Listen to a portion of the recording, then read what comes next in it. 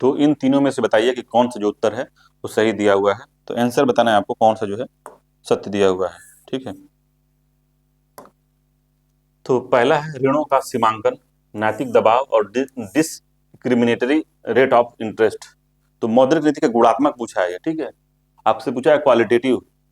ठीक है, क्वांटिटेटिव और क्वालिटेटिव जो होता है गुणात्मक और मात्रात्मक। मात्रात्मक दो दो टूल होते हैं हमारी मॉनेटरी पॉलिसी या मौद्रिक नीति के। तो मात्रात्मक मात्रात्मक में आपका repo rate, repo, reverse repo, CRR, SLR, margining margin standing facility MSF. ठीक है, ओपन मार्केट ऑपरेशन। ठीक है, और क्या आता है, बैंक रेट आता है इसमें, बैंक रेट आता है। इस तरीके के जो टूल हैं वो मात्रात्मक में आते हैं।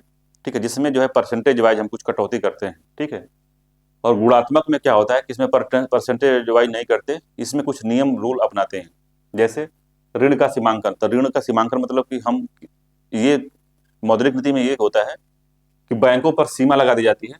ठीक है, कि कितना, किस व्यक्ति को कितना उधार देना है, ताकि जो तरलता है उसको हम मैनेजमेंट कर सकें।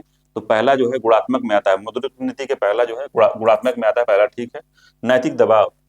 अगर रेपो रेट, एसएलआर, सीआरआर कुछ भी अगर कम हो रहा है और जो कोई भी हमारी भारतीय बैंक जो है इस रेट को कम करके और कम रेट में लोन अगर नहीं दे रहे हैं आम जनता को, कंपनी को, तो उस पर मौतिक नैतिक दबाव जो है बनाया जाता है।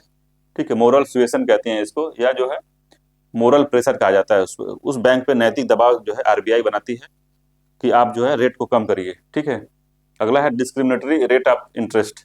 तो भेदभावपूर्ण जो इंटरेस्ट दिया जाता है, जैसे कोई अमीर व्यक्ति लोन ले रहा है तो उसको हम ज्यादा रेट पे लोन देंगे। ठीक है, अगर कोई गरीब अगर ले रहा है तो उसको कम रेट पे देंगे। या अब उसमें इंटरेस्ट सबवेंशन स्कीम लाते हैं कि जो है अगर 4% का इंटरेस्ट अगर गरीब आदमी को भरना है तो 2% उसमें सरकार भरेगी और 2% वो गरीब आदमी भरेगा जो लोन लिया है। ठीक है, तो ये भी है डिस्क्रिमिनेटरी रेट ऑफ इंटरेस्ट। तीनों जो है ये गुणात्मक में आते हैं। ठीक है, तीनों